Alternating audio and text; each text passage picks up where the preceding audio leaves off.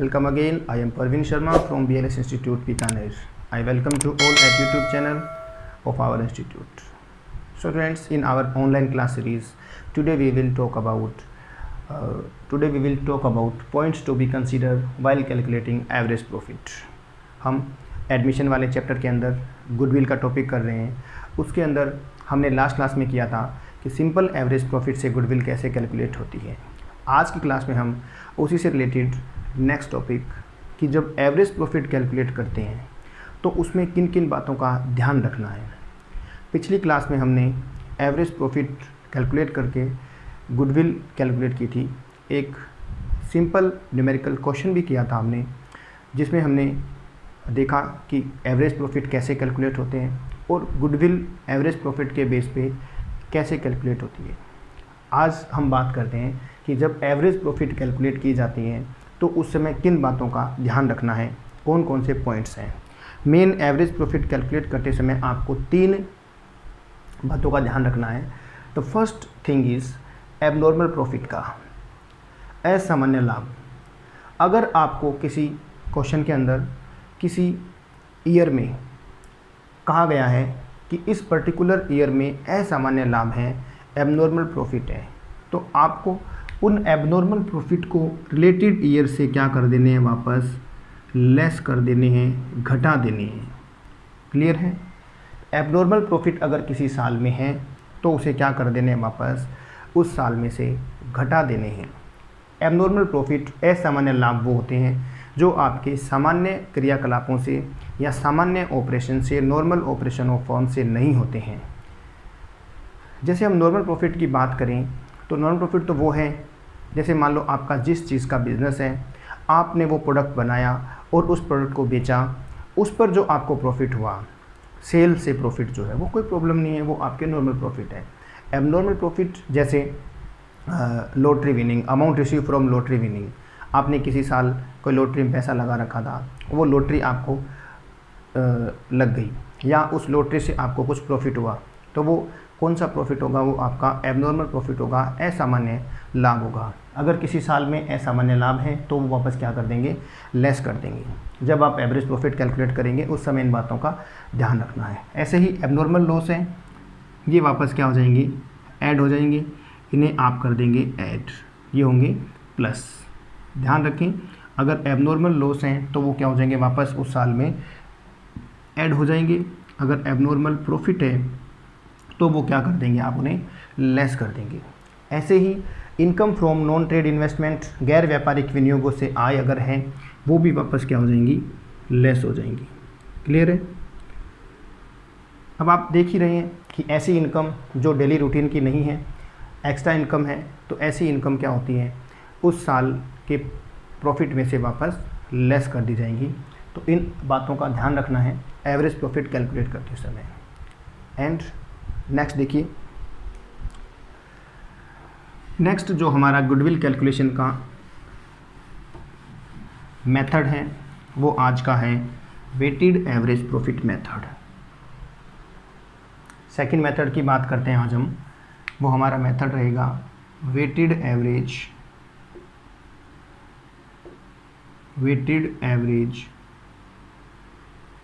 Profit method.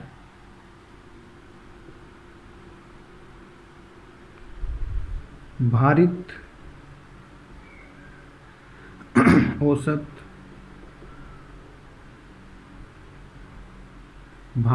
औसत लाभ विधि. भारित औसत लाभ विधि के आधार पर ख्याति की गणना गुडविल कैसे कैलकुलेट होती है. ये हमने देखा था कि ये basis of number of year purchase का एवरेज प्रॉफिट का सेकंड पार्ट है. तो यहाँ भी आपके पास क्वेश्चन में गुडविल कैलकुलेट करने का जो फॉर्मूला होगा वो भी किसके आधार पर होगा, वो भी आपके होगा नंबर ऑफ ईयर परचेज के आधार पर. इसके लिए आपको वेटेड एवरेज प्रॉफिट चाहिए. Weighted average profit into number of year purchase. Goodwill का फॉर्मूला ख्याति बराबर रहेगी भारित औसत लाभ इंटू क्रय वर्षों की संख्या। क्रय वर्षों की संख्या।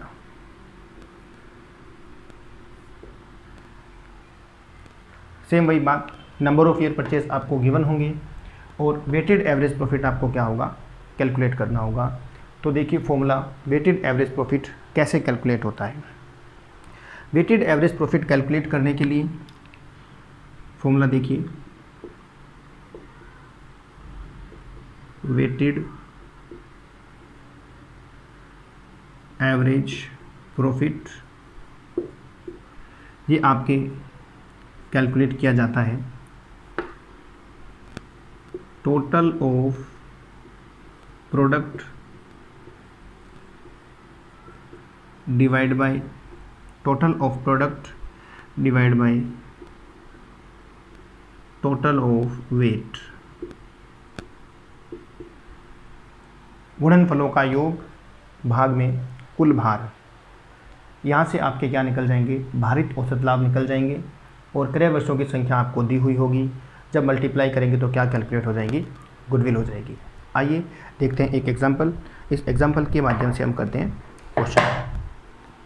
मेरे पास एक क्वेश्चन है कि आपको कैलकुलेट करना है अमाउंट ऑफ गुडविल, और गुडविल कैलकुलेट करने के लिए आपको लास्ट 5 ईयर्स के प्रॉफिट गिवन है और वो कहता है कि वेटेड एवरेज प्रॉफिट के बेस पे आप गुडविल कैलकुलेट करें। मैं पहले यहाँ प्रॉफिट लिख देता हूँ। आपको पिछले साल के प्रॉफिट दिए हैं 2012, 13, 14, 15 और 2016 आपको प्रॉफिट दिए हैं।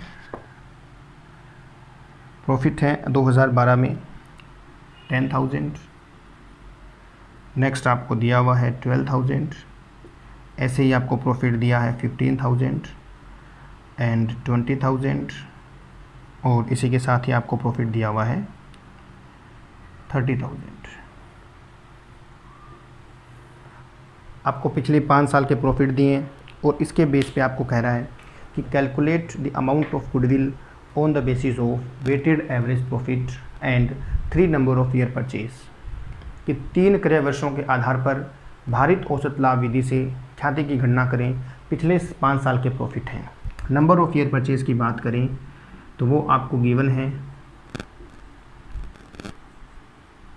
कितने दिए हुए हैं, 3 number of year purchase question में गिवन है। देखिए इसी के आधार पर क्वेश्चन को सॉल्व करने की कोशिश करते हैं। इस क्वेश्चन का सॉल्यूशन देखिए। सबसे पहले आपको ये देखना है कि गुडविल कैलकुलेट करने का मेथड यहाँ कौन सा अप्लाई होगा। अगर हम मेथड की बात करते हैं तो मेथड हमारा है वेटेड एवरेज प्रॉफिट। फॉर्मूला क्या रहेगा, weighted average profit into number of year purchase. अगर हम इस फॉर्मूले से गुडविल कैलकुलेट करेंगे तो हमारे पास वेटेड एवरेज प्रॉफिट होने चाहिए और नंबर ऑफ ईयर परचेज हमारे पास कितना गिवन है, 3 गिवन है। अगर हम वेटेड एवरेज प्रॉफिट कैलकुलेट कर लेते हैं तो हमारी गुडविल इजीली कैलकुलेट हो जाएंगी। इस क्वेश्चन के अकॉर्डिंग वेटेड एवरेज प्रॉफिट कैसे होगा कैलकुलेट, देखिए वेटेड एवरेज प्रॉफिट। इसके लिए आपको क्या दिए हुए हैं, 2000, 12, 13, 14, 15, 16 के प्रॉफिट दिए हैं। तो पहले हम यहाँ लिखेंगे ईयर, फिर आपको दिए हुए प्रॉफिट तो हमने यहाँ लिखा प्रॉफिट, फिर हम यहाँ लिखेंगे वेट मतलब भार, नेक्स्ट इज प्रोडक्ट, प्रोडक्ट मतलब गुणा, यहाँ हम करेंगे मल्टीप्लाई। ये आपकी एक छोटी सी टेबल टाइप बन गई जिसमें आपने पहले लिखना है ईयर, फिर प्रॉफिट, फिर वेट, फिर प्रोडक्ट। क्लियर है। अगर हम ईयर की बात करें 2012 में प्रॉफिट आपको दिया हुआ है 10,000।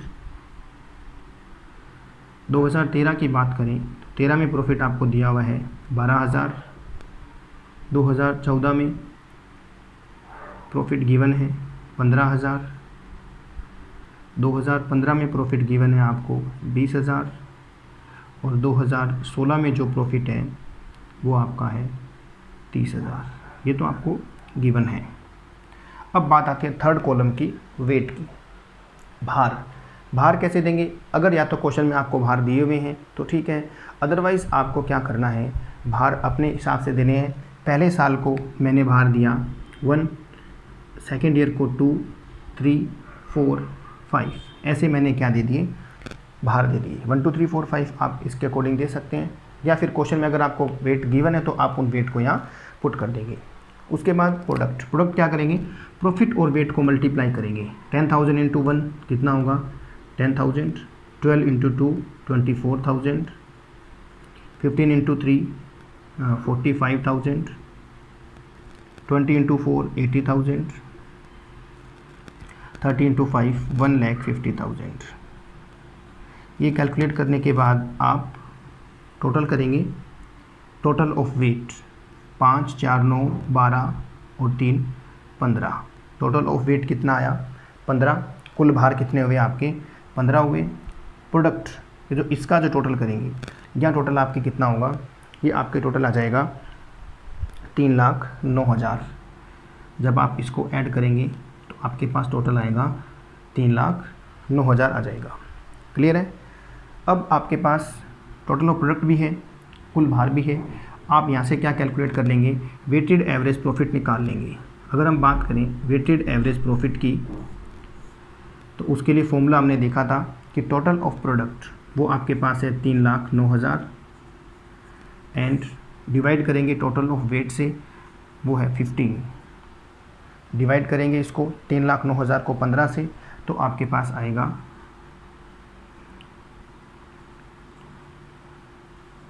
20,600। कितना आ जाएगा 20,600 आ जाएगा जब आप 3,09,000 को 15 से डिवाइड करेंगे। तो 20,600 क्या हुए, ये आपके भारित औसत लाभ हुए। नंबर ऑफ ईयर परचेज आपको गिवन है। भारित औसत लाभ को जब आप क्रय वर्षों की संख्या से मल्टीप्लाई कर देंगे तो आपके पास आ जाएगी क्या, गुडविल। 20,600 इंटू 3, तो आपके पास 3 से मल्टीप्लाई कर दो इसको, 300, 300, 3 6 18, 8 1 कैरी 30, 160, 61,800 आपके क्या आया, आंसर आया। ये आपके फर्म की गुडविल हुई कितनी, 61,800।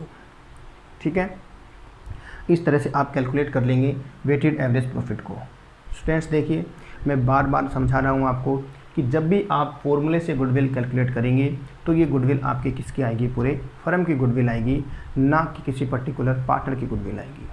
क्लियर है? Okay, so students enough for today. आज के लिए इतना ही है, नेक्स्ट क्लास में फिर मिलेंगे। धन्यवाद, थैंक्स।